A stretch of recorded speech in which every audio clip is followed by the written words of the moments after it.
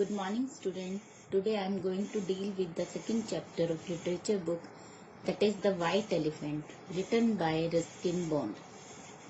Now something about the author.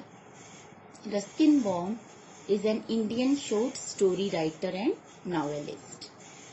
He played an important role in the growth of children's literature in India. He has written many books for children. He had a deep love for nature. Now we will read lesson 2. Okay student, before reading I want to ask some question from you. Do you like animals? Everyone might say yes ma'am, I like animals. Okay, you can see animals near your surrounding or zoo. Okay student, now tell me, have you heard about a white elephant? We all have seen that elephant is either in black color or in grey color. But white elephant is very rare, less in amount.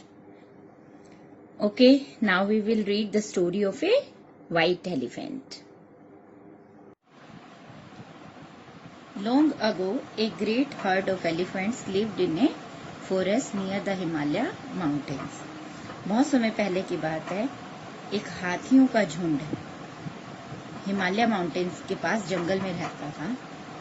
The finest elephant in the tribe, उस जाति में सबसे अच्छा animal था a rare white elephant. Rare, less in amount. Unfortunately the mother of this elephant was old and blind. Unfortunately, sadly, जो mother थी elephant की वो ओल्ड और ब्लाइंड थी. Blind, which person cannot see. Although her son gathered sweet wild fruits for her every day, he was often angry to find that the other elephants had stolen his mother's food. हालांकि उसका बेटा उसके लिए जंगली फल इकट्ठा करता था रोज, gather, to collect. He was often, लेकिन वो गुस्सा हो जाता था उन दूसरे एलिफेंट से जो उसकी मदर का खाना चुरा लेते थे. Stolen, to steal. Mother, he said, it would be better if you and I were to go and live alone in a distant cave I have discovered.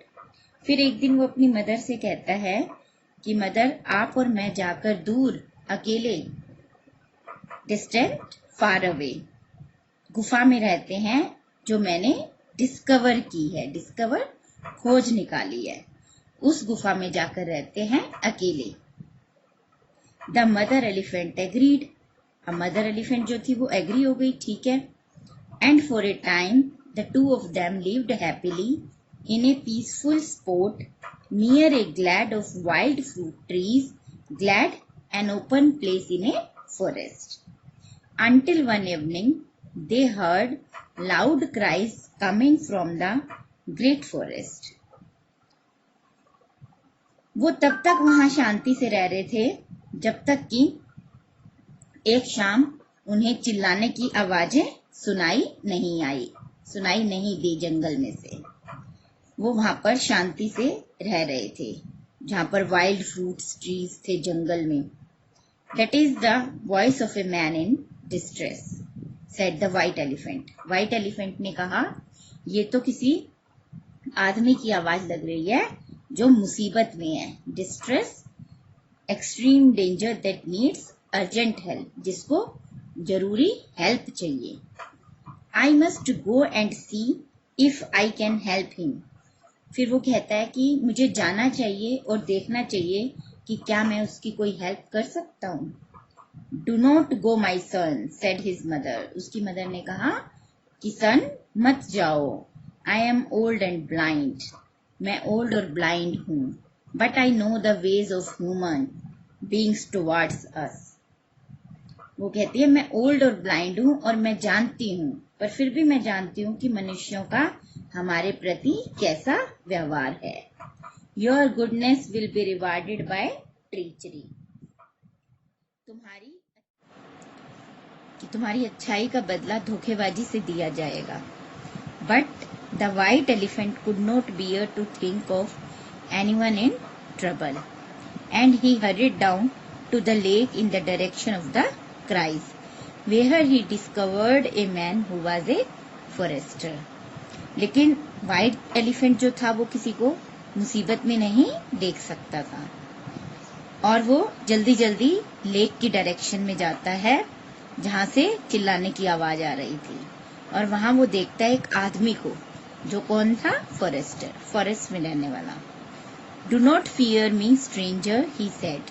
White elephant कहता है स्ट्रेंजर को कि do not fear मी, उस forester को कहता है कि मुझसे डरो मत. Tell me how can I help you, मुझे बताओ मैं तुम्हारी कैसे हेल्प कर सकता हूँ. The forester told the white elephant that he had been lost for 7 days and nights and could not find his way back to Banaras where he lived. अब forester बताता है व्हाइट एलिफेंट को कि वो 7 दिन और रातों से गुम हो गया है और उसे रास्ता नहीं मिल रहा वापस बनारस जाने का, जहां वो रहता था. तो फॉरेस्टर कहाँ रहता था? Banaras. Climb on my back, said the elephant cheerfully, and I will carry you home. अब एलिफेंट खुशी खुशी कहता है कि मेरी बैक पर चढ़ जाओ, मेरी पीठ पर चढ़ जाओ और मैं तुम्हें तुम्हारे घर ले जाऊंगा. The elephant carried the man swiftly through the forest until they reached open country. अब एलिफेंट जो है वो फॉरेस्टर को जंगल से ले जाता है ओपन फील्ड की तरफ. Then he left him on the outskirts border of the city.